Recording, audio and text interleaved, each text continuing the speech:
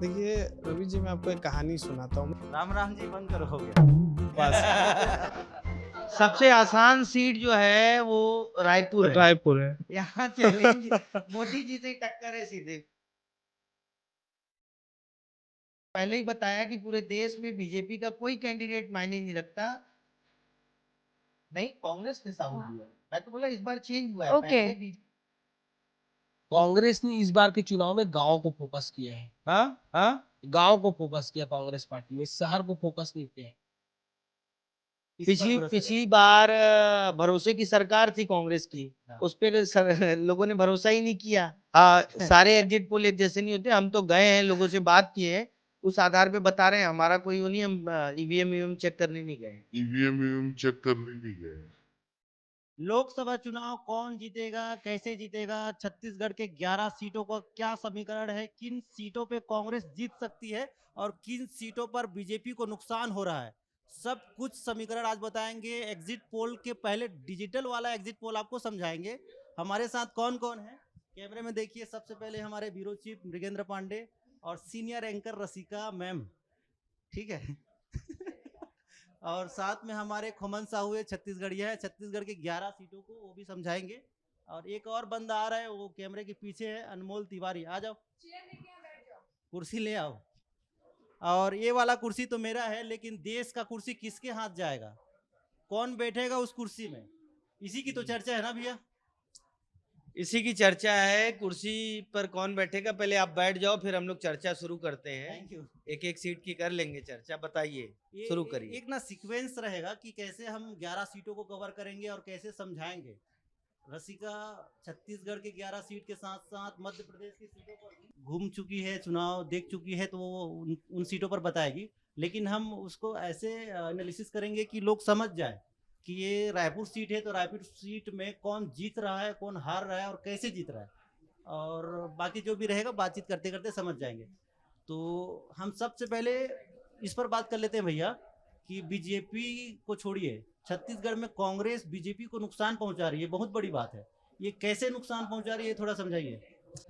देखिए, छत्तीसगढ़ में 5 साल पहले कांग्रेस की सरकार थी।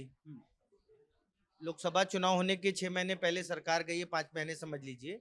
तो जो कांग्रेस की स्ट्रेटेजी रही है, 5 सीटें जो ऐसी हैं जहां उन्होंने बहुत ही ताकतवर नेताओं को उतारा है, जो मतलब जिनके बारे में कहा जा रहा है कि ये कांटे की टक्कर दे रहे हैं।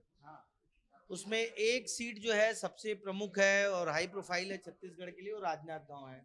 आप लोग भी मानते हैं? बिल्कुल बिल्कुल हाई प्रोफाइल सीट है राजनांदगांव, और राजनांदगांव में कांटे की टक्कर है। और जैसा कि रवि जिक्र भी कर रहे थे कि लोकसभा चुनाव के दौरान जो हमने एक शो किया था लोकसभा, उसमें भी हमने देखा था कि बहुत अच्छी फाइट है वहां पर। और ऐसा लग रहा है, जो लोग कह रहे हैं कि वहां से पूर्व मुख्यमंत्री भूपेश बघेल लीड कर रहे हैं। अब देखने वाली बात होगी, देखिए, लेकिन आकलन तो यही है। नहीं, भूपेश बघेल अगर लीड नहीं कर रहे हैं तो उनके लिए बहुत संकट की बात है। उनको राहुल गांधी को जिताने का जिम्मा वो क्या रायबरेली में कई दिन रहे। अब अपनी ही सीट नहीं जीत पाएंगे तो राहुल गांधी को क्या जिताएंगे, फिर कांग्रेस को क्या जिताएंगे। 5 साल मुख्यमंत्री थे। अनमोल कुछ बोलना ये चाहता है? चीजें समझने वाली हैं। अच्छा। लेकिन क्या है, पूर्व मुख्यमंत्री है, उस नाते लोग बोल रहे हैं कि बहुत हाई प्रोफाइल सीट है। और बीजेपी ने बल्कि वहां नया प्रयोग किया है। राज्य बनने के बाद से अब तक वहां बीजेपी नहीं हारी है, और इस बार संतोष पांडे को रिपीट किया गया। पहली बार कोई सांसद कैंडिडेट है जो रिपीट हुआ है। आप जैसे कि बोल रहे हैं कि हाई प्रोफाइल सीट इसलिए है क्योंकि पूर्व मुख्यमंत्री का जिक्र हो रहा है बार बार, लेकिन आप ये देखिए ना कि कई जगहों पर चुनाव ऐसे भी हो रहे हैं जहां पर प्रत्याशियों की चर्चा ही नहीं हो रही है, पार्टियों के बीच वो में तो पूरे चुनाव देश में हो रही है। बीजेपी की चर्चा हो रही है, कैंडिडेट की चर्चा नहीं, बिल्कुल, मोदी जी की कैंडिडेट चर्चा हो रही है। मोदी जी की चर्चा हो रही है, कैंडिडेट्स की चर्चा नहीं हो रही है। और कई जगह पर हम देख रहे हैं कि जहां पर दोनों ही प्रत्याशी एक ऐसे चेहरे को बनाया गया है जिससे जनता बहुत ज्यादा वाकिफ नहीं है। तो कई जगहों पर पार्टियों में चुनाव है, तो कई जगहों पर प्रत्याशी का पल्ला भारी है। तो इस हिसाब से इस बार के चुनाव के जो नतीजे, जैसे हमने देखा था कि विधानसभा में डिफरेंट देखने को मिला था। खोमन कुछ बोलना चाह रहे हैं। खोमन, मैं ये बोलना चाह रहा हूँ सर, जो कांग्रेस पार्टी ने एक निर्णय लिया है ना कि अपने दिग्गजों को मैदान पर झोंका है, उसका फायदा कांग्रेस पार्टी को मिलने जा रहा है। क्योंकि हमने देखा कि जब बड़े नेता चुनावी मैदान पर आए तो एक छत्तीसगढ़ में माहौल तैयार हुआ है, खासकर कांग्रेस पार्टी के लिए। क्योंकि मोदी तो एक बड़े चेहरे है ही हैं भारतीय जनता पार्टी के, लेकिन मुझे ऐसा लगता है चाहे कांकेर सीट की बात करूं, चाहे राजनांदगांव तो है ही है। दुर्ग लोकसभा कांग्रेस पार्टी के लिए बहुत बड़ा इसलिए है क्योंकि वहाँ साहू समाज का दबदबा है और साहू समाज लेकिन वहां तो कोई बोल ही नहीं रहा है कि कांग्रेस जीतेगी, टक्कर ही नहीं बोल रहे हैं, साहू समाज कांग्रेसी बोल खुद नहीं बोल रहे साहू हैं। समाज वाले लोग बोलते नहीं है, आप सामाजिक करते हिसाब से हैं। बात मत करो, फिर बोलो कि महासमुंद भी जीत रही नहीं कांग्रेस। नहीं, महासमुंद नहीं जीत रही क्योंकि साहू समाज महासमुंद से नाराज है। ठीक ठीक ठीक कह रहे हैं, क्योंकि साहू समाज ने विधानसभा चुनाव में बीजेपी को सपोर्ट किया और बीजेपी चुनाव जीत गई। मृगेंद्र भैया, आप वो 5 सीट बता दीजिए जहां जहां कांग्रेस जीत सकती है। देखिए, जीत सकती है मैं नहीं बोल सकता, 5 सीट मैं बता सकता हूँ जहां कांटे की टक्कर है। हाँ जीतने को तो कोई बोल ही नहीं रहा है, पूरे प्रदेश में चर्चा है 11 की 11 बीजेपी जीत रही है। हाँ लेकिन 5 सीट, क्योंकि क्या है, मोदी जी की लहर चल रही है पूरे देश में। हम लोग उड़ीसा भी गए थे, वहां भी मोदी जी की लहर चल रही है। 5 सीट जो है, एक राजनांदगांव जहां कांटे की टक्कर है, उससे पहले मैं बोलूंगा कांकेर। कांकेर क्यों? कांकेर इसलिए क्योंकि वहां बीरेश ठाकुर जो है पिछली बार भी कैंडिडेट थे, 5-5.5 हजार वोट से आ रहे थे और 5 साल उस आदमी ने वहां काम किया है। दूसरा, कांग्रेस की जो परंपरा रही है कि टिकट मिलने के बाद पार्टी छोड़ देती है कि खुद ही लड़ो चुनाव, तो बीरेश ठाकुर खुद चुनाव लड़ रहे हैं वहां, पार्टी के भरोसे नहीं है, वो खुद अपनी मेहनत से चुनाव लड़ रहे हैं। और जो है कांकेर, इसलिए बीजेपी के लोग भी मान रहे हैं कि वहां टफ फाइट है। एक सीट हो गया कांकेर टक्कर, दूसरी महासमुंद, सॉरी राजनांदगांव हो गई, भूपेश बघेल वाला। भूपेश बघेल की। ठीक है। तीसरी कोरबा हो गई। क्यों? कोरबा में क्योंकि देखिए, कोरबा में ज्योत्सना महंत कैंडिडेट हैं और उधर से सरोज पांडे को कैंडिडेट बनाया गया है। सरोज पांडे को बोला जा रहा है कि वो बाहरी हैं, छत्तीसगढ़िया नहीं हैं और तमाम चीजें हैं, लेकिन जो विधानसभा के समीकरण आप देखोगे तो वहां नेक टू नेक फाइट है।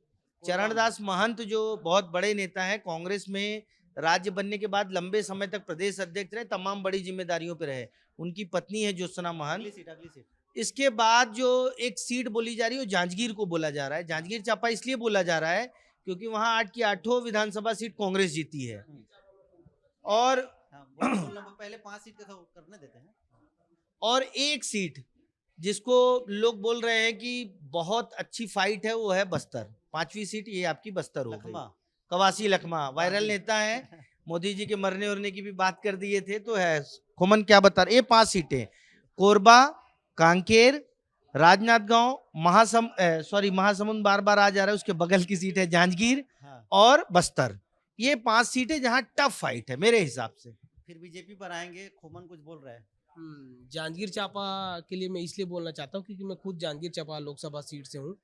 जांजगीर चांपा लोकसभा सीट इसलिए मायने रखता है क्योंकि गांव-गांव का जो क्षेत्र है ना, वहाँ जो कांग्रेस की गारंटी है, खासकर महिलाओं को लेकर, जो 8,333 रुपये जो ये लोग देने वाले हैं, 8,333, उसका जो रुझान है महिलाओं का ज्यादा रहा है। तो मुझे ऐसा लगता है जांजगीर में आपने जो कहा कि उसको उसके हिसाब से प्रदेश में है 8,000 मिलेगा, लेकिन लोग भरोसा नहीं कर पा रहे हैं ना, मोदी की गारंटी के आगे भरोसा नहीं कर पा रहे हैं। लेकिन कई प्रधानमंत्री ने खुद वहां चुनावी सभा किया है जांजगीर लोकसभा सीट में, और 2014 हो या 2019 का लोकसभा चुनाव, मोदी जहां जहां चुनाव पे गए वो सीट जीत ही गई है लगभग। अमित शाह ने जांजगीर लोकसभा से ही जो है, अमित शाह जो थे जांजगीर लोकसभा से ही चुनावी प्रचार शुरू किए थे। जेपी नड्डा भी उसके आसपास गए हुए थे। तो जांजगीर में जो है चुनावी ताकत जो है काफी झोंकी है बीजेपी ने। मल्लिकार्जुन खड़गे भी गए थे। मल्लिकार्जुन खड़गे भी गए थे। विधानसभा में भी गए। हाँ, और वहां असर भी हुआ था। मल्लिकार्जुन खड़गे क्योंकि दलित नेता हैं, कांग्रेस के राष्ट्रीय अध्यक्ष हैं, मिनी माता वहां से लगातार सांसद रही हैं जो कांग्रेस से जुड़ी हैं। तो वो एक समीकरण है जो एससी सीट पर जो होता है, और आमतौर पे एससी वोटर जो है बीजेपी के पक्ष में नहीं, कम जाते हैं, वो कांग्रेस उनको पसंद है या बीएसपी पसंद है। तो इस चुनाव में बीएसपी पूरी तरह खत्म हो गई विधानसभा चुनाव में, तो वो वोट अगर कांग्रेस में शिफ्ट होता है और उसे बीजेपी अपने पाले में नहीं करा पाती है, तो जांजगीर में नुकसान। मुझे एक सीट पर दिलचस्पी है, आप अनुभव रखते हैं, रायपुर सीट पर चुनौती जीत की नहीं है बल्कि ज्यादा वोटों से जीतने की चुनौती है। तो कितना लगता है? अनमोल का जो सवाल है इसको अपन ले लेंगे एक साथ, क्योंकि ऐसी कौन सी 6 सीट है जहां बीजेपी आसानी से जीत रही है, बताइए। देखिए, अनमोल ने जो सवाल किया वो आप उसी पे ले आए। सबसे आसान सीट जो है वो रायपुर है। रायपुर है। यहाँ जो बोला आपने कि जीत के अंतर को, मैं बता रहा हूँ कि यहाँ एक बृजमोहन अग्रवाल के एक समर्थक ने बोला 10 लाख की लीड से भैया जीतेंगे। फिर पूछा गया उनसे कि भाई मोदी जी की लीड कितनी थी, तो 4.5 लाख आई बनारस में लीड। तो बोले ठीक है इस बार भैया 5 लाख से जीतेंगे, मोदी जी से भी बड़ी लीड होगी। यहाँ चैलेंज मोदी जी से ही टक्कर है सीधे बृजमोहन अग्रवाल के समर्थकों का और कि मोदी जी से ज्यादा लीड लाना है। तो और एक ए सीट है। दावा भी है कि देश में उन नामों में शुमार होंगे बृजमोहन अग्रवाल हाँ। जो सबसे ज्यादा वोटों से जीतेंगे, ऐसा दावा भी किया सही गया है। बात है उनके समझ। उसके बाद इजी सीट हो जाती है जिसका जिक्र खोमन कर रहे थे, दुर्ग लोकसभा। दुर्ग लोकसभा में कहीं ना कहीं जो चर्चा है और लोगों से फीडबैक मिल रहा है, तो ये लगता है कि बीजेपी वहां से भी लीड करती हुई। खोमन तो बोला कि कांग्रेस जीत रही है दुर्ग में। अब खोमन ने कुछ देखिए, सोच मैं समझ दुर्ग के में बोला लोकसभा होगा, में वो तो था। नतीजे ही बताएंगे कि कौन जीत रहा है। लेकिन फिर भी आप इसके देखिए। पीछे कारण एक भी है मैम, क्योंकि विजय बघेल का कामकाज है ना, वो वहाँ की जनता एक बार देख चुकी है दुर्ग की। तो मुझे ऐसा लगता है कि अगर साहू समाज वाला फैक्टर अगर काम कर गया, क्योंकि जो जिसको खड़ा किया गया है राजेंद्र साहू, वो चर्चित चेहरा है उस क्षेत्र के लिए, तो मुझे ऐसा और लगता है। रसिका, मैं दुर्ग लोकसभा में था जिस दिन मतदान हो रहा था, तो सबसे बड़ी बात क्या थी कि वहां पे थोड़ा सा जो है ना एंटी इनकम्बेंसी है इनके खिलाफ, अपना विजय बघेल थोड़ा सा निष्क्रिय वाला इनकी छवि। हाँ, इसलिए क्योंकि अधिकतर मतलब जितने भी क्षेत्र पिछले 5 साल की अगर बात करेंगे तो विजय बघेल बहुत कम ऐसा अवसर रहा है कि लोगों के बीच में गए हैं। इतना ज्यादा मैं जितना घूम पाया हूँ, चाहे मैं दुर्ग शहरी क्षेत्र की बात करूँ या दुर्ग ग्रामीण क्षेत्र की। दुर्ग लोकसभा जो है 2014 में एकमात्र लोकसभा सीट थी जो मोदी लहर में भी कांग्रेस जीत गई थी। जो एंटी इनकम्बेंसी बोल रहे हो आप, मेरे हिसाब से मेरा मानना है कि विजय बघेल वो शख्स हैं जो बीजेपी के सीएम कैंडिडेट थे पिछले विधानसभा चुनाव में, घोषणा पत्र समिति के अध्यक्ष थे। और उसी घोषणा पत्र के आधार पे बीजेपी दावा करती कि हमारी सरकार आई। इसलिए मुझे नहीं लगता कि उस तरह की नकारात्मकता है। और जो जिस हिसाब से मैं गया हूँ, मैं भी दुर्ग गया, राजनांदगांव गया, बस्तर सीट छोड़कर सभी 10 सीट पर घूमा हूँ। तो उस तरीके का जो होना चाहिए, क्योंकि बीजेपी में काम करता है संगठन, और लोग नाराज हैं। अगर नाराज हैं तो कैंडिडेट ही बदल देती बीजेपी। दुर्ग में और राजनांदगांव में अगर कैंडिडेट नहीं बदला गया है तो बीजेपी ने कुछ स्ट्रेटेजी के तहत ही ऐसा किया होगा। अच्छा अच्छा, एक अब बस्तर पे चलते हैं। बस्तर पे चर्चा करना जरूरी है क्योंकि सबसे पहले बस्तर पे चुनाव हुआ जो उत्तर क्षेत्र है, और सबसे ज्यादा चर्चा कवासी लखमा पर हुआ था। तो बस्तर सीट में क्या कवासी लखमा टक्कर दे रहे हैं? तो देखिए, कवासी लखमा को लेकर लोगों का अलग ही प्रेम है। तो सुन लीजिए इस बात को कि बस्तर में हम देखते हैं कि कवासी लखमा को लेकर अलग ही लोगों का प्रेम है। वो तो सच है, वो लोकप्रिय नेता है वहाँ के। और जिस तरीके से वो लोकसभा चुनाव के पूरे दौरान हमने देखा है, जिस तरह की बयानबाजी करते हुए नजर आए और उसको लेकर भी चर्चा में रहा, और उसके बाद भी कह रहे हैं कि कवासी लखमा चुनाव नहीं, जीत रहा दादी है। बहुत फेमस है हाँ, बस्तर तो में। हाँ। एक यही फैक्टर काम करेगा। और लोग कांग्रेस की बात नहीं कर रहे हैं वहां पे, लोग कवासी लखमा को पॉइंट कर रहे हैं कि कवासी लखमा प्रत्याशी, तो ये फैक्टर कांग्रेस के लिए अच्छा हो सकता है। लेकिन एक चीज है, वहाँ बस्तर में धर्मांतरण का मुद्दा विधानसभा चुनाव में भी उठा था, और लोकसभा चुनाव में बीजेपी ने उस प्रत्याशी को दिया जो धर्मांतरण के लिए आवाज उठाने वाला व्यक्ति है। तो क्या आदिवासी उस व्यक्ति का समर्थन कर पाएंगे? देखिए, आप बस्तर को समझिए पहले, लोकसभा क्षेत्र को। राज्य बनने के बाद कभी हारे ही नहीं। पिछले चुनाव में हार हुई, उसके पीछे सबसे बड़ा फैक्टर ये था कि विधानसभा चुनाव में वहां की सारी सीटें कांग्रेस जीत गई। इस बार वो टर्न हुआ है। 12 विधानसभा में 8 जो है बीजेपी जीती है। दूसरा, धर्मांतरण बहुत बड़ा इशू था, तभी वो 8 सीटें जीते हैं। बीजेपी अंदर ग्रामीण क्षेत्रों में प्रचार नहीं कर पाती। बीजेपी के बड़े नेताओं ने भी कहा कि हम अंदर प्रचार नहीं कर पा रहे, उसके बाद 8 सीट जीत गए। लोकसभा चुनाव के समय उनकी सरकार है। तो ट्राइबल वोटर डबल इंजन की सरकार पे मुझे लगता है भरोसा करता है। मैं पहले ही बताया कि पूरे देश में बीजेपी का कोई कैंडिडेट मायने नहीं रखता, पीएम मोदी का चेहरा मायने रखता है। तो हो सकता है बस्तर के लोग, दादी बहुत चर्चित है, लेकिन बस्तर के लोग पीएम मोदी को वोट किए हों। अनमोल गए थे वहां लोकसभा सभा में, उसमें क्या था? यही तो बोल रहे थे मोदी जी को देखने आ रहे हैं, मोदी जी को सुनने आ रहे हैं। महतारी वंदन का जो पैसा मिल रहा है ना, वो बस्तर के सुदूर अंचल के महिलाओं तक जा रहा है। और राशन जो फ्री में राशन बांटा जा रहा है कोरोना काल से लेकर अब तक, और अभी से और एक्सटेंड कर दिया गया है आगे 2028-29 तक। तो ये बस्तर के सुदूर अंचल तक की महिलाओं को इसके बारे में पता है, और इसे लेकर वो काफी जागरूक हैं। आपको याद होगा सर कि मैं जब बस्तर गया था तो नंगे पैर जो है मोदी की सभा में भीड़ आई थी। तो वहां पर मोदी की लोकप्रियता हमने देखा है। तो इस वजह से महेश कश्यप देखिए डोमिनेट कर सकते हैं वहां पर कवासी लखमा को। आपने साथ आप भी साथ देख- अनमोल, आपने साथ साथ बस्तर का दुख भी देखा है कि देखिए आदिवासी नंगे पैर इतनी तेज बिल्कुल। धूप में चल रहे थे। ये भी एक दर्द है जिस पर चर्चा करनी चाहिए। लेकिन लोगों ने ये भी कहा कि उनको जल्दी पहुंचना था, वो चप्पल गिर गया, तो इस तरह की भी बातें हो रही थी। वो नहीं, आस्था नहीं कह सकते, लेकिन उनका एक प्यार था। एक प्यार था। ये अलग अलग होता है। अनमोल का बयान और संबित पात्रा टाइप का है, थोड़ा सा है। अच्छा अच्छा मृगेन सर, हम लोग ट्रैक से थोड़ा बदल रहे हैं। अपन उन 6 सीटों पर बात करना चाहते थे जिसपे बीजेपी आसानी से जीत सकती थी। हमने पहला सीट ले लिया रायपुर, दूसरा दूसरी सीट है सरगुजा, ठीक, जहां बीजेपी आसानी से जीत रही है। तीसरी सीट रायगढ़ है। हाँ चौथी सीट बिलासपुर को मानेंगे, क्योंकि ये वो सीटें हैं जहां कभी भी कांग्रेस राज्य बनने के बाद नहीं जीती है। आप देखिए रायपुर, सरगुजा, रायगढ़, जांजगीर चांपा। हाँ जांजगीर चांपा में भी कभी वो नहीं, टक्कर मैं, है। मैं वो बता रहा हूँ कि जहां कभी कांग्रेस नहीं जीती है हाँ वो सीट। हाँ उसमें आपने लिखा होगा हाँ हाँ कहीं कि वो 6 सीट कौन सी हैं। अच्छा, तो ये सरगुजा में, सरगुजा जो संभाग आता है, हाँ आप बताइए, सरगुजा संभाग की पिछले विधानसभा में 14 की 14 सीट कांग्रेस जीती थी, उसके बाद भी लोकसभा नहीं जीत पाए। रायगढ़ में अधिकांश सीटें कांग्रेस जीती थी पिछले विधानसभा चुनाव में। इस बार भी रायगढ़ की सिर्फ एक रायगढ़ लोकसभा छोड़ दो तो बाकी रायगढ़ जिले की सारी सीट कांग्रेस के पास है। उसके बाद भी चुनाव में कांग्रेस के कैंडिडेट को वो एज नहीं मिल रहा है। हम लोग लोकसभा कार्यक्रम में गए थे रायगढ़, कांग्रेस का पता नहीं चल रहा था। महासमुंद भी। महासमुंद एक सीट है जहां एक बार अजीत जोगी जी जीते थे, लेकिन अजीत जोगी को अगर छोड़ दिया जाए तो उस सीट पे हमेशा जो है बीजेपी ही जीती है। इस बार थोड़ा उल्टा हुआ है, बीजेपी ने साहू कैंडिडेट दिया है और कांग्रेस ने चौधरी दिया है। लोगों को लग रहा है कि ताम्रध्वज साहू, क्योंकि साहू समाज के बड़े नेता रहे हैं, अभी उनकी वो पोजीशनिंग है नहीं मेरे हिसाब से।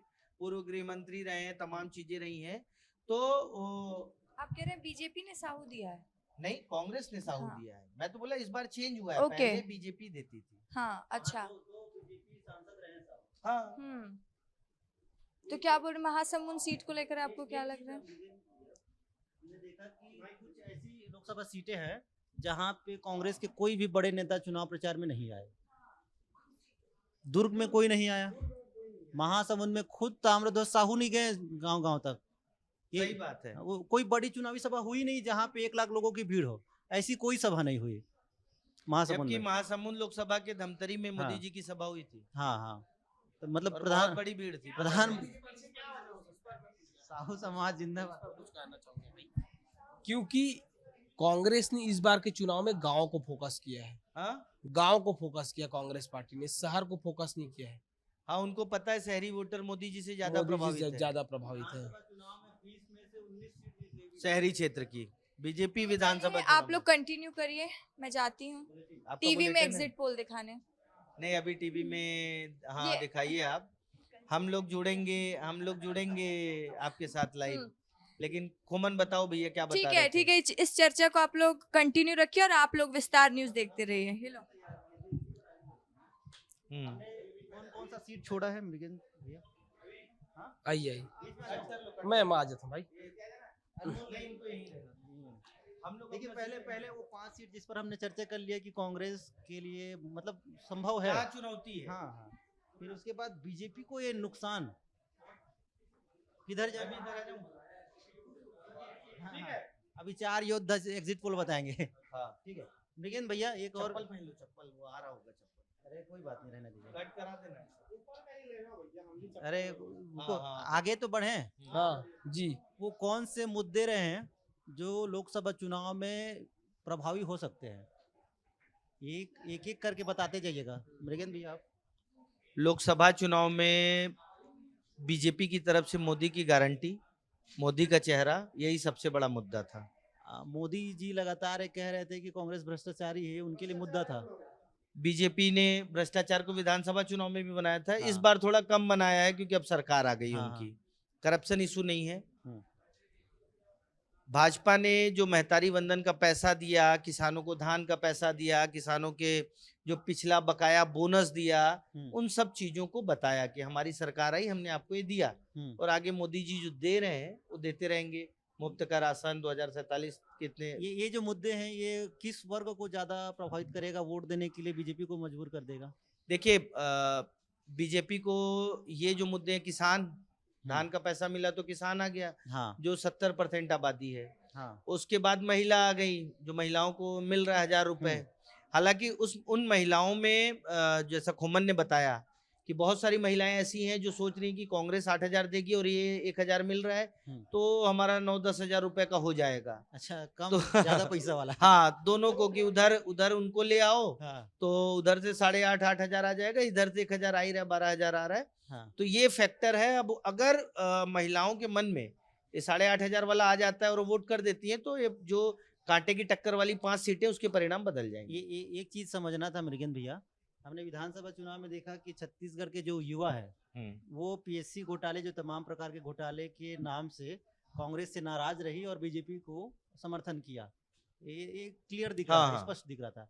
लेकिन अब लोकसभा चुनाव में आ गए तो लोकसभा चुनाव में युवा तो पीएससी वाले मामले पे तो जाएंगे नहीं, इसमें इस चुनाव में किसमें जाएंगे? देखिए, युवा जो है आप देखेंगे तो पीएससी को इस बार बीजेपी ने मुद्दा भी नहीं बनाया मेरे हिसाब हाँ, से। हाँ। बहुत ज्यादा इशू नहीं है। हाँ। पीएससी पे सीबीआई मतलब- जांच की बात हाँ, करके हाँ एक तरीके से आगे बढ़ गई बीजेपी। हाँ लेकिन कांग्रेस जो बेरोजगारी को बोल रही है, भारत जोड़ो यात्रा में राहुल गांधी यहाँ आए थे, छत्तीसगढ़ 4 लोकसभा कवर किए, जांजगीर, रायगढ़, कोरबा और सरगुजा। तो वहां से जब गुजरे तो इन्हीं चीजों की बात हुई कि भाई बेरोजगारी है कांग्रेस पूरे देश में कह रही है। लेकिन अब देखना है कि कांग्रेस की बात को भरोसा कितना करता है। सबसे बड़ा संकट है भरोसे का। पिछली बार भरोसे की सरकार थी कांग्रेस की, हाँ। उस पे लोगों ने भरोसा ही नहीं किया, मोदी की गारंटी पे भरोसा किया। इस बार भरोसे की सरकार भी नहीं है और मोदी की गारंटी तो चल रही है। हाँ, जैसे कि हमारे एग्जिट पोल पर जनता कितना भरोसा करती है। हाँ, सारे एग्जिट पोल एक जैसे नहीं होते। हम तो गए हैं, लोगों से बात किए हैं, उस आधार पे बता रहे हैं। हमारा कोई वो नहीं, हम ईवीएम चेक करने नहीं गए हैं। खोमन मुद्दे पर ही अपन बात कर लेते हैं थोड़ा, क्योंकि दो प्रमुख मुद्दे हैं। महिलाओं को दोनों साधना चाहते थे तो ये 8,000 वाले आ गए, वो 1,000 वाले थे। इसके अलावा ऐसे कौन से मुद्दे हैं जो प्रभावी रहेंगे, जो बड़े वर्ग को कंट्रोल किया जा सकता है? उससे कंट्रोल किया जा सकता है। नक्सल पर बहुत बोला गया इस बार लोकसभा चुनाव में, प्रधानमंत्री बोले, अमित शाह बोले, हर चुनावी सभा में लगातार बोला जा रहा था कि हम 2 साल में नक्सलवाद खत्म कर देंगे। लास्ट तक बोला गया, लास्ट- तीनों चरण में बोला लेकिन मुझे ऐसा लगता है, नक्सलवाद की आपने बात की, मुझे ऐसा लगता है कि जिस तरीके से वहाँ ताबड़तोड़ नक्सल वारदात हो रहे हैं, हाँ। वहाँ के जो कई आदिवासी हैं, तो इससे कहीं डर न जाए, ऐसे में कहीं ये गंभीर मामला है। ये कहीं हाँ। न कहीं जिस तरीके से वोटिंग इस प्रतिशत पर को इस पर ना इस पर ना हम अलग से बात करेंगे मुझे लगता है। हम्म। लेकिन हमें इन सब चीज़ों पे बात कर लेना चाहिए जिससे ज़्यादा प्रभाव पड़े। हमने युवा पर बात कर लिया, महिला पर बात कर लिया, किसानों पर बात कर लिया। आदिवासी का कुछ कहना मतलब मुझे ठीक नहीं लगता है, क्योंकि आदिवासी कभी भी पलट सकते हैं, कभी भी किसी का भी समर्थन कर सकते हैं। आप विधानसभा चुनाव देख लीजिए, लोकसभा चुनाव देख लीजिए। नहीं, आदिवासी पलट नहीं सकते। आदिवासियों ने भरोसा किया, पिछली बार कांग्रेस सरकार पे हाँ। भरोसा किया। हाँ, पूरी आदिवासियों की 29 में से 27 सीट कांग्रेस जीत गई। हाँ, इस बार बीजेपी पे भरोसा किया है, क्योंकि लगातार 15 साल वो देख चुके हैं बीजेपी को। हाँ। उन्होंने एक चेंज के लिए ट्राई किया था, हाँ, टेस्ट एंड ट्राई जो होता है, तो उसमें टेस्ट में फेल हो गई कांग्रेस। हाँ, कांग्रेस की गाड़ी पटरी से उतर गई।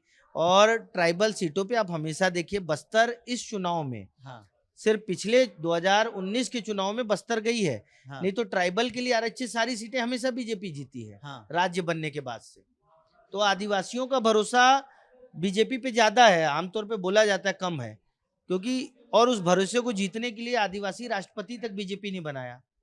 तो इस तरीके से प्रयोग तो कर ही हाँ, रही है। हाँ। अनमोल अच्छा, कुछ बोलेंगे? अनमोल तुम ये समझाओ हमें कि नेताओं के पास जाते हो, उनका इंटरव्यू करते हो, तो उनका चेहरा देख के तुमको कॉन्फिडेंस समझ में आता है कि हाँ ये बंदा तो कॉन्फिडेंट है, या ये पार्टी कॉन्फिडेंट है कि ये लोग चुनाव जीत जाएंगे? ऐसा कुछ फील होता है?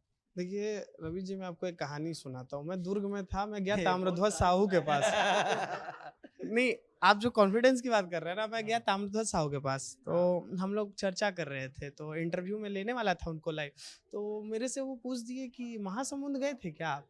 मैं बोला हाँ भैया मैं तो गया ताम्रध्वज था। साहू पूछ रहे हैं। हाँ, मैं बोला मैं तो गया था, तो क्या माहौल लग रहा है वहाँ का?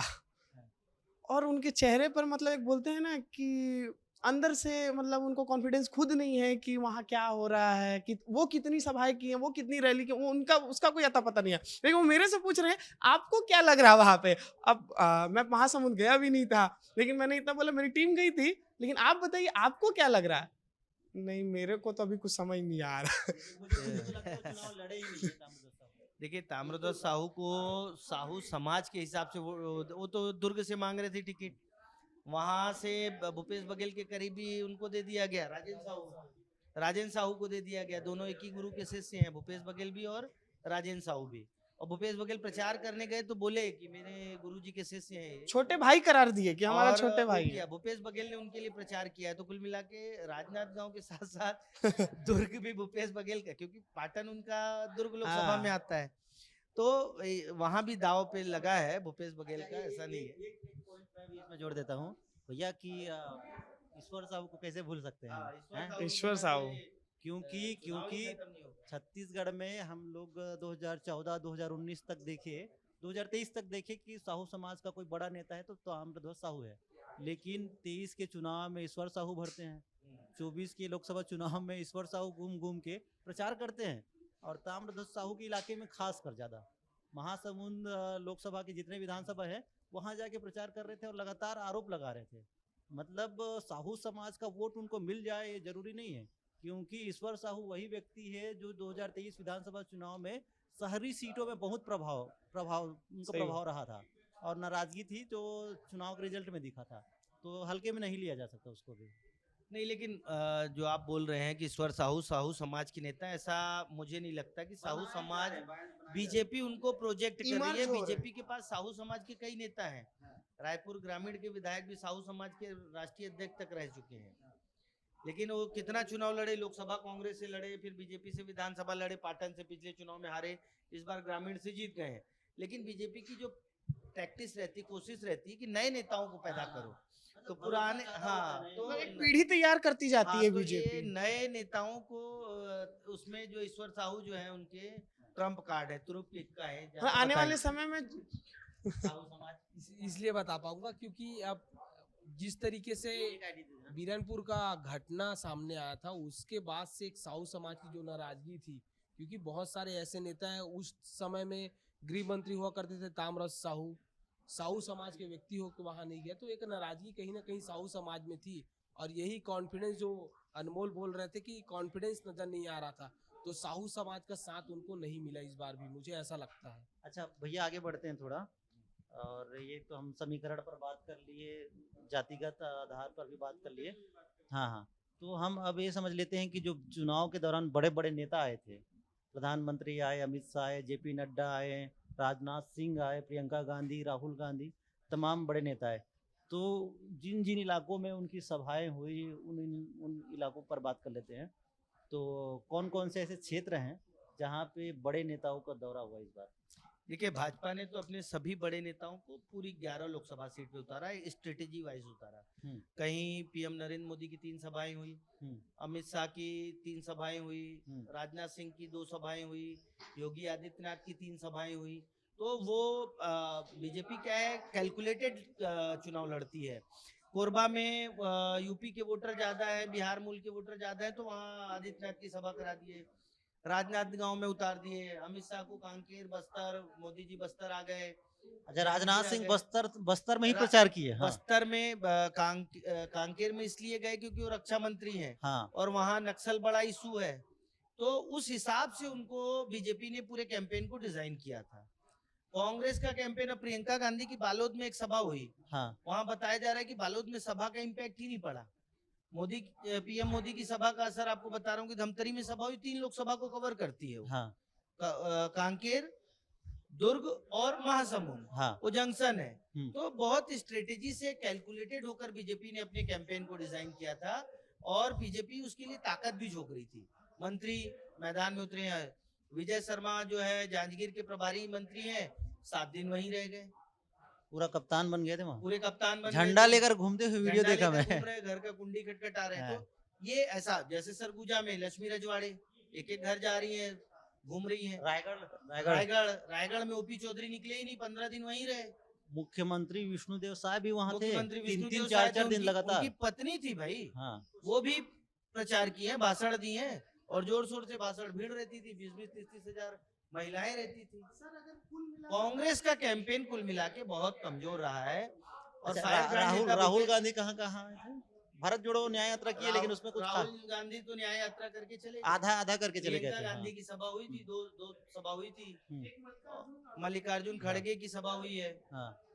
अच्छा, मल्लिकार्जुन एक खड़गे सीट हम लोग जांजगीर में बात किए नहीं थे कर बस। पा रहे हैं, वो है बिलासपुर। बिलासपुर में कांग्रेस ने देवेंद्र यादव को उतारा है, भिलाई वाले। भिलाई वाले। राहुल गांधी के साथ वो जो भारत जोड़ो न्याय यात्रा थी, उसमें शुरू से लेकर अंत तक उन्हीं की कार घूम रही थी, लाल वाली कार जो थी वो देवेंद्र महंगी यादव कार, ही- 80-80 लाख रुपए की। थार, देवेंद्र यादव के मित्र की कार थी, उसी थार में राहुल गांधी घूम रहे थे। राहुल गांधी आए। देवेंद्र यादव का चुनाव इसलिए महत्वपूर्ण है, जीत हार अलग विषय है, हम्म। लेकिन देवेंद्र यादव वहां खुद लड़े चुनाव, हम्म। जैसा कांकेर में वीरेश ठाकुर लड़े, हम्म। और देवेंद्र यादव की पूरी टीम लड़ी। कांग्रेस वहां भी नहीं लड़ रही थी। हम्म। तो हार जीत अलग बात है, लेकिन देवेंद्र यादव ने अच्छी फाइट की। लेकिन उम्मीद नहीं था, एकदम एंड मोमेंट में उसको टिकट मिला था देवेंद्र यादव नहीं, को। हाँ। उनकी टीम लगी हुई थी। अच्छा। वो ये जो टिकट बंटवारा है, उसमें सबसे ज्यादा भूपेश बघेल के करीबी लोगों को टिकट मिली है। हाँ।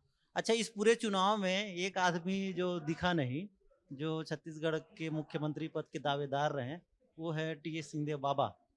बाबा कहाँ थे इस बार?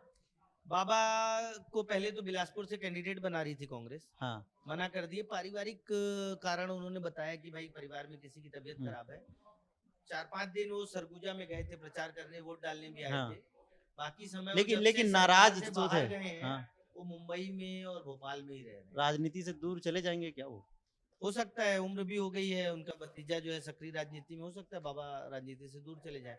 इस लोकसभा में अगर अच्छा परिणाम नहीं आता है कांग्रेस के पक्ष में, तो हो सकता है कि वो राजनीति से दूर भी चले जाए। अच्छा, और एक चीज आप लोग समझाइए कि विधानसभा चुनाव में हमने देखा कि फलाने नेता को हराने के लिए खर्चा कर रहे हैं। तो ये लोकसभा चुनाव में भी हुआ होगा? नहीं, इस बार कांग्रेस ने बड़े स्ट्रेटेजी से कैंडिडेट बनाए हैं। शिव डहरिया जांजगीर से कैंडिडेट मंत्री रहे। हाँ। उनको बोला जाता है बहुत पैसा कमाए हैं। हाँ। खर्चा भी बहुत किए, लोग बता रहे थे उनके कार्यकर्ता, बूथ लेवल पे बहुत खर्चा किए। हाँ। कवासी लखमा एक्साइज मिनिस्टर थे, ईडी में सब में नाम है उनका। तो और अब ऐसा बोला जा रहा है कि उनके पास भी बहुत पैसा, तो कांग्रेस ने बहुत दिमाग लगाया कैंडिडेट पे। हाँ। प्रचार भले नहीं किए तो कैंडिडेट। तीसरे ताम्रध्वज साहू गृह मंत्री, पीडब्ल्यूडी मंत्री, खर्चा नहीं किया, लेकिन खर्चा नहीं किए, वो बचा लिए हैं, लग रहा है। लोग जैसा अनमोल बता रहे हैं, वो बचा लिए। भूपेश बघेल खर्चा किए। मुख्यमंत्री थे, उनका सब में नाम आ रहा है, ईडी सीडी सब में नाम आ रहा है, महादेव सब में। महादेव में आ रहा है, सब में, मतलब जितना है। तो ये अब अड़ोस पड़ोस की जगहों पे लोग खर्चा कर दिए होते तो 11 सीट पे थोड़ा माहौल बन गया होता। अच्छा, वो सीट हम लोग छोड़ रहे हैं थोड़ा, सरगुजा, शशि सरगुजा। सिंह को। शशि सिंह पहली बार चुनाव लड़ रही है और लड़की है, और जिसने भारत जोड़ो न्याय यात्रा में कन्याकुमारी से लेकर कश्मीर तक पैदल चला राहुल गांधी के साथ। तो क्या उस पे एक चीज हम जोड़ सकते हैं क्या? क्योंकि चिंतामणि महाराज कांग्रेस में थे, टिकट नहीं मिला तो बीजेपी में आए, तो बीजेपी के कार्यकर्ता अब नाराज हैं उनसे। देखिए, हम लोग सरगुजा गए थे, हमारा कार्यक्रम सरगुजा अंबिकापुर में हुआ, सूरजपुर भी गए, हम लोग पूरा घूमे हैं। तो एक बड़ा फैक्टर तो आपने कहा कि कांग्रेस से आने के बाद जो चिंतामणि को टिकट मिली है, बीजेपी के लोग नाराज हैं। और जो शशि सिंह है, वो पूर्व मंत्री तुलेश्वर सिंह की बेटी है, विधानसभा का टिकट मांग रही थी, यूथ कांग्रेस में काफी सक्रिय रही हैं। और आपको बता दूं कि जैसे जो अपने आईबी मिनिस्टर हैं अनुराग ठाकुर, उनके लिए प्रचार करने युवा मोर्चा के 300-350 सदस्य गए, उसमें 100-150 तो विधायक हो गए हैं। ठीक उसी तरह शशि सिंह के लिए प्रचार करने यूथ कांग्रेस के देश के नेता भी आए थे और राज्य के नेता भी गए हैं। तो युवा लोग तो गए हैं, अब देखना है कि कितना युवा वो वोट को बदल पाते हैं शशि सिंह के पक्ष में। खोमन एक साहब अच्छा इंटरेस्टिंग अनमोल रुको रुको आएंगे। खोमन साहब बहुत गंभीरता से सुन रहा है। हम्म। खोमन ये बता छत्तीसगढ़ यह कद का फैक्टर है बार। हाँ। इधर ही फैक्टर बहुत एकर नाम से है काबर की हमन देखा था कि अब जबले यहाँ है नेता मन छत्तीसगढ़ी में भाषण दे देगा। काबर भाषण नहीं देते हैं? काबर की अरुण साल देखा था कि छत्तीसगढ़ी में भाषण देते। हाँ ठीक है ओकर बाद विजय शर्मा हो गए उप मुख्यमंत्री है हाँ वो जब लोगन मन से जाते थे कैसे चाची कैसे मम्मा कैसे भाचा हाँ ऐसे टाइप की गोठी आते था। अब जो छत्तीसगढ़ियावाद वाला जो फैक्टर है ना वो बहुत काम करते हैं। अब नेता मन के भाषण में हिंदी नहीं हाँ। छत्तीसगढ़िया पनपत है। विष्णुदेव साहब मुख्यमंत्री भी छत्तीसगढ़ी बोलते हाँ, हैं थोड़ा। बहुत बार नहीं नहीं ओपी चौधरी भी शुरुआत छत्तीसगढ़ी से ही कर रहे हैं, आईएएस रहे हैं भाई। हाँ वो भी भाषण की शुरुआत घर के बाहर भी हाँ घर के हाँ। बाहर छत्तीसगढ़ी नहीं महतारी को अपन फोटो अपन लगा दिए। मदर लैंग्वेज में वैसे ज्यादा समझ में आता है। अगर ग्रामीण इलाका में जात ना खूबन तो हमन हमन खुद अपन घर में छत्तीसगढ़ी में भी बोलथन। तो वहाँ जनता ला समझाना कोई भी योजना या कोई भी मुद्दा समझाना है तो छत्तीसगढ़ी में बात करते तो ज्यादा समझ में आता है। हिंदी ला अब मोर मम्मी ला मैं बोली हूँ कि मम्मी ऐसे ऐसे हो गए करके नहीं समझ पाए। वो हिंदी वाला टेलीविजन चैनल नहीं देखे भाई, वो छत्तीसगढ़ी वाला खोजते कौन में छत्तीसगढ़ी में बताई। तो वो मतलब मोला हाँ लगता है इसे रवि की छत्तीसगढ़िया मन ना अपनापन महसूस करना चाहते हैं। हाँ जैसे का खास भाचा हाँ का सब्जी मामा हाँ। तो ऐसन जब फील आते ना छत्तीसगढ़िया में लगता वो लगते कि हाँ ये ला वोट तो देना ये चाहिए। 11 लोग नहीं तो ऐसी फीलिंग में तो भूपेश बघेल भी छत्तीसगढ़िया बोलते हैं, ताम्रध्वज भी बोलते हैं, शिव लेकिन डहरिया चुनाव बोलते हार हैं, गए। सब लोग भी जीत जाएंगे क्या? नहीं, भूपेश बघेल का तो बहुत टफ फाइट है ना सर।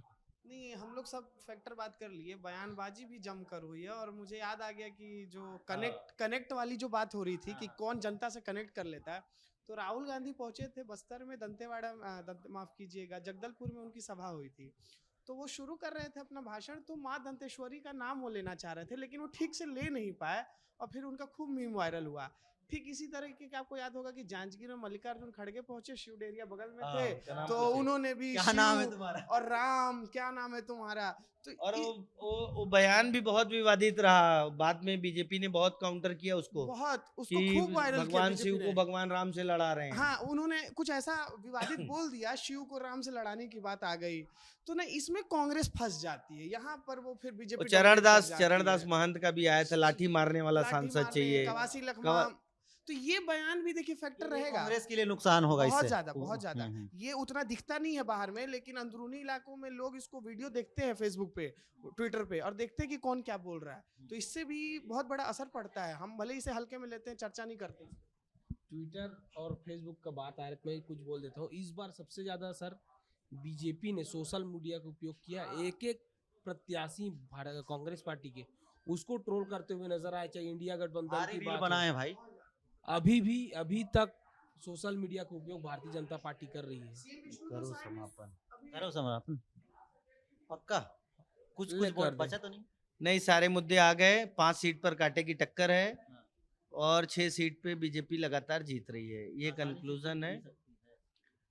आसानी से ही जीत रही है। वैसे तो बोला जा रहा है 11 सीट जीतेगी, मैं पहले ही बताया, लेकिन 5 सीट पर टक्कर है, उसमें वो तो हार जीत कांग्रेस का भी बोल अंतर रही है कि 11 वो तो दावे की बात है। नहीं दावा नहीं भाई। हम लोग क्यों बोल रहे हैं, क्यों एग्जिट पोल लेके आए हैं?